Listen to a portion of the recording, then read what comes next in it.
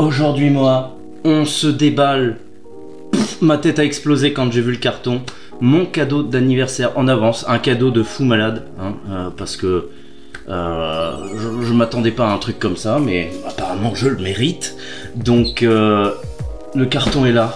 Je veux bien sûr parler, vous ne savez pas, bien sûr, d'un tourne-disque, mais pas n'importe tourne-disque. On se déballe ça maintenant. C'est parti.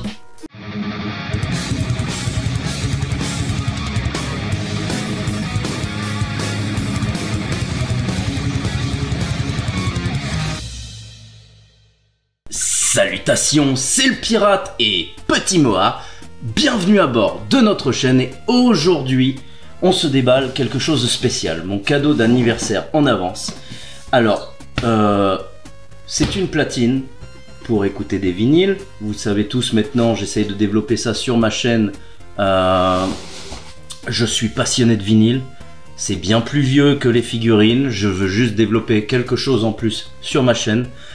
Je rêvais de cette platine depuis qu'elle a été annoncée. On en a fait un cadeau extrêmement généreux parce que ça coûte plus qu'une boîte de Kuji, hein, clairement. Ça vaut même 3 boîtes de Kuji, pour être honnête, complètes. Donc, je veux bien sûr parler de Project qui est vraiment une très bonne marque. On est en dessous de Macintosh et de toutes ces marques d'amplificateurs et de platines, mais Project c'est une valeur sûre, c'est quelque chose de solide. On n'est pas dans l'entrée de gamme, on est dans le début du haut de gamme, on va dire. On est dans le milieu haut, début du haut de gamme. Donc cette platine vinyle est limitée à 1500 exemplaires monde. Non mais c'est un cadeau de malade, hein. J'en reviens pas. Donc on peut apercevoir que cette platine, pour les connaisseurs en musique, représente le logo du premier album des Pink Floyd, The Dark Side of the Moon. Un de mes albums préférés des Pink Floyd, il est vachement technique. C'était un peu à l'époque, alors je sais plus en quelle année il est sorti exactement, mais la pointe technologique musicale pour faire des démonstrations sur le matériel de l'époque. C'est très psyché. J'adore l'album et j'ai toujours aimé le prisme qui est repris des recherches d'Isaac Newton. Isaac Newton, célèbre musicien. Il y a une colle là. J'espère que vous savez tous qui est Isaac Newton, célèbre rocker des années 70. Hashtag sarcasme, hashtag humour, hein. Donc le prisme qui représente la lumière blanche qui rentre dans le prisme et qui décompose la lumière en 7 couleurs arc-en-ciel. Donc en fait la thématique de ce tourne-disque, c'est ça, c'est ce prisme. Ils ont voulu rendre hommage pour les 50 ans de l'album et du coup j'attends de la voir, je suis excité parce que ça a l'air d'être un tourne-disque de malade. Donc laissez-moi déballer tout ça, hein. Je vais pas, c'est trop fragile. Je déballe, je l'installe et on s'écoute quoi? Du Dragon Ball. Au passage, je vais pas faire une vidéo là-dessus, hein. Je pense que beaucoup de gens ont fait des vidéos là-dessus. Je tourne cette vidéo après le décès d'Akira Toriyama. Je pense qu'il est plus que nécessaire sur cette vidéo, un jour après le décès de Toriyama, de s'écouter un peu de vinyle, tant qu'à me faire striker, je m'en fous, du Dragon Ball pour essayer ce tourne-disque. Et je pense qu'on peut allier les deux plaisirs, vinyle, tourne-disque, Dragon Ball, ça va être sympa. Donc je vous rejoins tout de suite pour la suite et l'essai de ce beau tourne-disque et la description de ce tourne-disque, parce qu'il est bourré de petits détails. Maintenant. Alors avant l'assemblage, voici comment ça se présente. La platine arrive avec des câbles RCA Project de grande qualité, hein. Des petits, comment ça s'appelle, des sous-pieds en fait pour pareiller, comme là par exemple dans le cas présent, parce que les pieds de la platine sont pointu. Je vais vous montrer ça après. Donc on peut mettre ça en dessous. Pour les 45 tours, un adaptateur. Le contrepoids pour le levier. Une prise de courant. La courroie. La réglette pour régler le stylet. Et la platine en aluminium. Ainsi que une feutrine et le plateau de verre, mais je vais pas en dévoiler plus parce que j'ai vraiment envie de vous laisser la surprise pour le reste qui se trouve par ici. Bon voilà les amis, c'est monté. Regardez-moi cette merveille qui représente tout à fait le prisme et la couverture d'album des Pink Floyd, et mon Dieu, c'est une tuerie. Elle est bourrée de détails et franchement, je pense que ça a été fait par des fans. Je vais enlever la feutrine. Je vous filme comme ça parce que ça va être beaucoup plus simple et beaucoup plus détaillé. Donc déjà, vous pouvez reconnaître la couverture de l'album. Le starter ici qui représente le halo de lumière qui repasse ici, qui passe dans le prisme. Regardez le halo de lumière qui est surligné sur tout. On peut voir, c'est grumeleux un peu, c'est super joli. L'arc-en-ciel, mais attention, l'arc-en-ciel les amis, regardez-moi ça.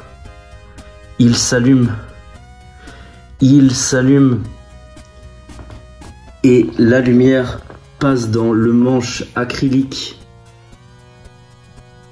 Donc toute la lumière est répartie même sur le plateau tournant. Et quand le plateau tournant est démarré, du coup, je vous ferai des vidéos à la fin. Hein. La lumière passe à l'intérieur. C'est du bois retexturisé, donc c'est super léger. En plus, c'est bien contre l'humidité. La prise RCA avec la fiche terre ici. La lumière, vous pouvez régler par le dessous ici. Donc on peut régler la lumière, on peut l'éteindre si on veut. Mais je pense que quand les lumières vont être éteintes, pour s'ambiancer, c'est ouf quoi. Parce que là, c'est brutal sur la caméra, mais c'est dingue, cette platine est magnifique, putain. C'est un cadeau de ouf, hein, franchement. Pour mes 36 ans, je suis gâté. Donc ici, le stylet. Alors c'est pas les meilleurs stylets du monde, mais ça fait bien le taf. Après, ce qui est bien, c'est que la fiche ici, on peut mettre un stylet supérieur, mais il y a le petit détail qui tue.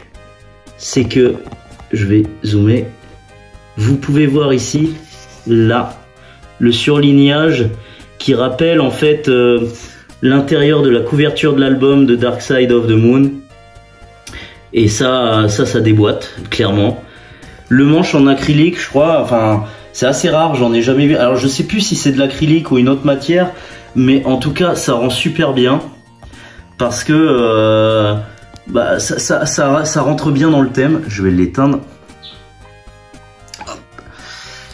Et sur la fin, je vais vous mettre un petit peu de musique, quitte à me faire striker. Faut rendre hommage à Toriyama.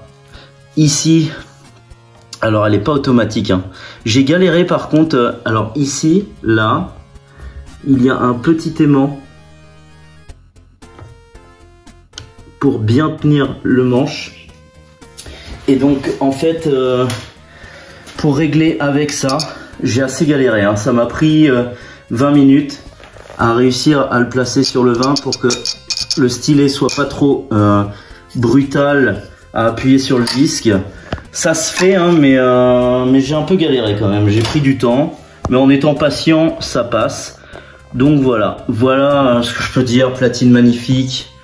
Ça va être un plaisir quand je vais tamiser les lumières et m'écouter ça dans ma pièce otaku le soir pour écouter du Dragon Ball et autre chose bien évidemment. Mais donc voilà, on se retrouve maintenant pour le débrief. Super machine, super cadeau.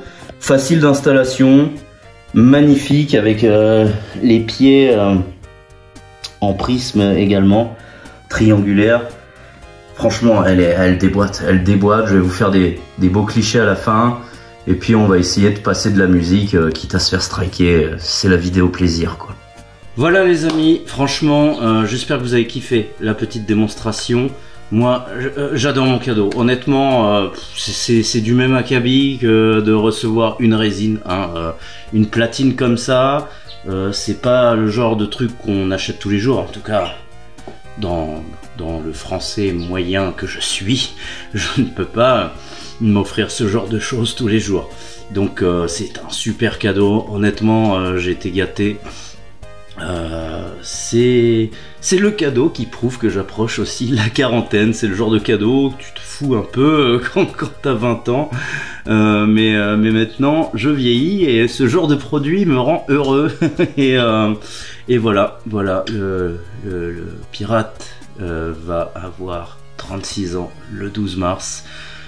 En attendant, je vais vous laisser en musique avec le vinyle Dragon Ball que je vous ai déballé sur la chaîne en short il y a quelques semaines, je dirais même mois, peut-être 2 mois, un truc comme ça. Je peux vous mettre le lien dans la description pour rendre hommage un petit peu à notre cher et tendre Akira Toriyama. Je vais pas m'étendre sur le sujet, hein.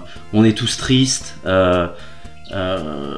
c'est bizarre, mais bon voilà, c'est la vie malheureusement, et tout ce qu'on peut maintenant faire, c'est de continuer de vivre de cette passion qui nous a été donnée du grand Akira Toriyama, hein. Dragon Ball a toujours fait partie de ma vie, hein. La collection de figurines, c'est pas ça le plus important. Le plus important, c'est ce qui est derrière l'écran là-bas, les mangas. Je tiens ça d'un ami, il a toujours cette phrase à la bouche et je trouve qu'elle a énormément de sens. Parce que à la base, on n'aime pas Dragon Ball pour les items, on aime Dragon Ball pour le manga et tout ce que ça nous a donné depuis notre tendre enfance. Donc voilà, je mixe un peu les deux, hein, mais vu que je tourne la vidéo dès le lendemain de la nouvelle, je me sentais un peu obligé d'en parler vite fait et du coup de lier le déballage du tourne-disque et d'écouter un beau vinyle de Dragon Ball. Je pense que c'est bien. J'espère que je vais pas me faire striker au point qu'ils vont m'annuler la vidéo, mais j'ai envie de laisser une musique entière. Et donc voilà, je vous laisse en profiter. En attendant, n'hésitez pas de nous suivre sur les réseaux sociaux comme X, Facebook, Instagram et Tipeee pour nous soutenir, moi et mes volatiles, et en l'occurrence Petit Moa. Hein, tu aimes bien la musique? Et je vous demande également si vous avez apprécié la vidéo. Si vous ne l'avez pas apprécié, ne faites rien.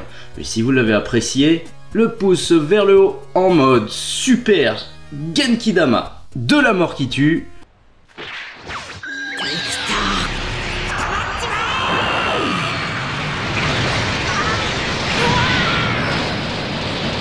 Quant à moi, quant à nous, on se retrouve très prochainement pour un nouvel unboxing. Salut! Oui, je te cache. C'était le pirate. Et petit Momo, vas-tu t'envoler? Va-t-il s'envoler? Non, il reste là, mais il est prêt à me mordre. Tu es vilain. Pourtant, tu es si gentil. Si gentil. Tu es timide à la caméra.